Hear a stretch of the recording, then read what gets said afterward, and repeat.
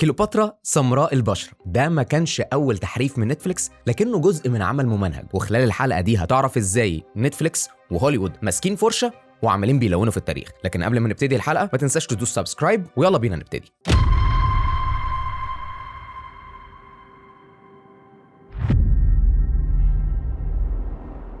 ايه اللي بيخلي اي قصه في الدنيا مثيره؟ شويه اثاره، شويه تشويق، صراع ما بين الابطال، خيانه، قصه حب، شهوه، شويه اكشن، والنهايه غير متوقعه. ده بقى بالظبط اللي بتحكيه قصه كليوباترا الحقيقيه، وده اللي خلى الموضوع مغري جدا لصناع الافلام زمان ولدلوقتي المنصات الالكترونيه بتاعه الافلام وبتاعه المسلسلات انها تعمل حاجات مشابهه شويه للقصص التاريخيه. لكن المنصات دي بقت بتنتج حاجات تقريبا غير منطقيه تماما ولا تمت للتاريخ بصله. يعني مثلا عندك منصة AMC اللي عملت بريكنج باد انتجت مسلسل اسمه آن بولين، وده بيحكي عن ملكة انجلترا وده كان شكلها.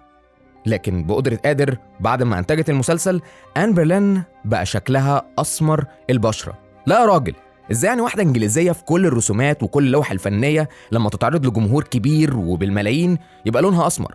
تقريبا أنا جاوبت على سؤالي بنفسي، وهو إن مش كل الناس هتدخل تشوف الحقيقة، لكن كل الناس بتكت زرار واحد هتشغل مسلسل أحداثه مثيرة جدا ويكون في دماغه شكل عن الشخصية وهي بتتجسد عن طريق ممثل شكله غير الشخصية الحقيقية أصلا. الموضوع ده بالظبط مثلا كأنك بتقول إن راين جوزلينج هيعمل بلاك بانثر. كمان منصة ديزني بلس اللي غير واحدة من المديرين التنفيذيين بتوعها في مرة قالت إن أطفالها ترانس جندر، وحد تاني مش عارفين توجهه الجنسي تقريبا ممكن يكون يعني بينجذب لجنوط العربيات، وطبعا بتدعم ده من خلال المنصة توجهها الأساسي للأطفال. لكن ده يعني موضوع تاني في وقت تاني هنتكلم عليه. في سنة 2023 هينزل فيلم الشهر اللي جاي شهر مايو عن ذا ليتل ميرميد، وانسى بقى كل اللي انت شفته قبل كده علشان السنة دي ذا ليتل ميرميد هتكون برضو سمراء البشرة من بطولة هايلي بايلي.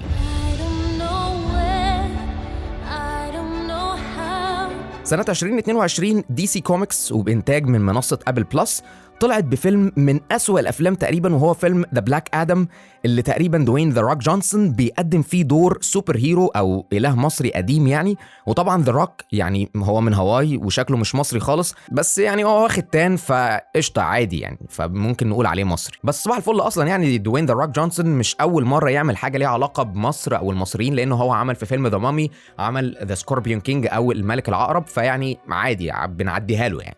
على نفس المنصة بتاعت أبل بلس برضو في فيلم للممثلة الرائعة فيولا ديفيس اسمه The Woman King أو المرأة الملك، يعني مش الملك، مش The Queen، The Woman King. مش فاهم إيه القصة دي. الفيلم بيحكي عن قصة من أعماق إفريقيا لقبيلة اسمها أجويجي، ودي قبائل أفريقية كان بتخلي سيداتها وخصوصا اللي بتتجوز قائد القبيلة بعد ما يتكل على الله ويموت انها تسم نفسها علشان تروح تخدمه في الافتر لايف او ما بعد الحياه يعني. لكن الفيلم بيحكي عن ان واحده منهم بقت ملكه او يعني بقت ملك، ووقفت طبعا في وش الرجاله وكمان في وش الفرنسيين والاستعمار كله. وده ما حصلش الحقيقه، لان اول ما تقريبا الاستعمار الفرنسي دخل بالبنادق بتاعته الناس العريانه اللي واقفه بحته جلد دي سلموا امرهم لله يعني. لكن عادي القبائل حقيقيه، لكن القصه مش كلها حقيقيه او تقريبا لا تمت للواقع بصله. حتى ان في كلام على ان جيمس بوند اللي جاي هيكون ادريس إلبا، الممثل اسمر البشره اللي من اصول انجليزيه واللي عنده 50 سنه. ومع احترامي يعني لكل الناس اللي شايفاه يعني سكسي واوف شوف فيلم لوثر وهتعرف ان ممثل زي ده بصراحة استحالة يمثل دور اكشن زي بتوع جيمس بوند وهو مش عارف يتحرك اصلا. حتى في مسلسل فايكنج فالهالا اتعمل شخصية سمراء البشرة مخصوص لا تمت للواقع بصلة ولا القصة ولا اي شيء. نتفليكس كمان عاملة مسلسل اسمه كوين شارلوت، واللي برضو بيحكي عن ملكة انجلترا شارلوت، واللي ده كان شكلها اللي برضو كانت بيضاء البشرة. لكن المسلسل جايب ممثلة سمراء تعمله لمجرد بس إشاعة ضعيفة جدا إن في حد من جدودها كان أسمر. أول ما تشوف حد أسمر أو أول ما تشوف إشاعة يقفش اعمل لنا بقى ده بقى وخلينا نسودها لي بقى سمرها لي خالص. طيب إيه الحوار؟ يعني ليه بقى الكلام ده؟ إيه السر وإيه اللي الهجم ده؟ هوليوود تقريبا من أول ما بدأوا يعملوا أفلام وهم عندهم مشكلة في كاستنج الأفلام التاريخية أو الأفلام اللي ليها باك ستوري عن شخصية تاريخية. يعني مثلا بنشوف جيرارد باتلر في جادز اوف ايجيبت، ابو عيون خضراء وامور خدود قطعها. هوليوود بقى من زمان وهي بتعامل سمر البشره وبتزاولهم بصراحه مزاوله في الافلام وحشه خالص، يعني تعمل لك دور واحد خدام، دور واحد تاني عبد، ويعني بصراحه الموضوع ده يعني كان كليشيه وكان يعني معروف قوي يعني. فالموضوع بقى يتقلب للعكس تماما دلوقتي، وبقى في حاله بلاك واشنج ان احنا علشان ما نبقاش عنصريين فاحنا هنعمل العكس تماما حتى لو كان ده تاريخيا مش مظبوط. طبعا الموضوع زاد مع نشاط حركات كتيره جدا زي حركه الووك، ودي حركه نشاطها زاد في 2010، هي كانت موجوده من زمان بس النشاط بتاعها زاد في 2010 وانت طالع يعني، وهدفها حمايه سمر البشره من التفرقه العنصريه. لكن الحركه دي بقى ليها اهداف وتوجهات تانية مؤخرا. حركه الافروسنتريك او الافروسنتريزم او المركزيه الافريقيه او اللي مالوش كبير يسرق له تاريخ كبير، يعني الحركه دي اغلب اعضائها من الافارقه الامريكان واغلبهم من المشاهير، واللي بتقول ان التاريخ الافريقي تاريخ عظيم وتاريخ كبير، وده شيء اكيد يعني. لكن الكذب بقى اللي بتقول الحركه دي ان هم اصحاب الحضاره المصريه القديمه وهم اللي بنوا الاهرامات. رواد الحركه دي ناس من المشاهير جدا وناس ليها كلمه وجمهور بالملايين، زي مثلا بيونسي مرات جاي-زي اللي في خلال في مره زيارتها لمصر، والكلام ده انا بنقله على لسان الدكتور زاهي حواس عالم المصريات، واللي قال ان هو فضل مستنيها وهي جات له لابسه لبس فرعوني وقالت له انا كليوباترا. قدام ابو الهول دخلت لي لابسه كليوباترا،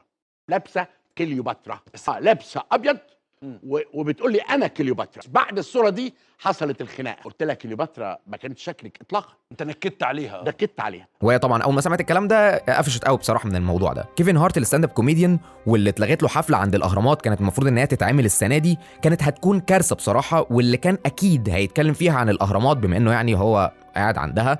ولما طبعا الكلام ده ما يعجبش الناس والناس هتزوم عليه، هيقول لك بص شوف الناس، شوف العالم الغير متحضره بتعمل ايه في الراجل بتاع الكوميديا الاراجوز اللي جاي يضحك الناس. كريس روك طبعا صاحب البوكس الشهير اللي لما اتضرب في الاوسكار السنه اللي فاتت لما ويل سميث ضربه بسبب كلام قاله على مراته جيد سميث، واحده من رواد الافروسنتريك اصلا وصاحبه الفضيحه بتاعت العلاقه اللي ما بينها وما بين صاحب ابنها الصغير، واللي اعلنت الفضيحه دي قدام جوزها وعلى الهوا وعلى عينك يا تاجر.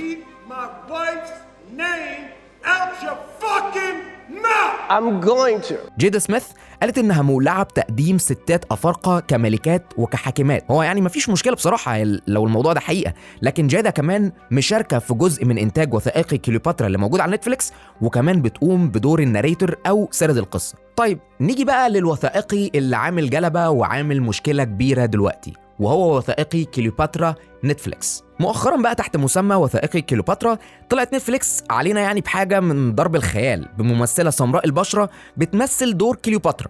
وطبعا لا كليوباترا ولا عيلتها ولا اهلها ولا اصلها فيهم اي لون اسمر البشره تماما.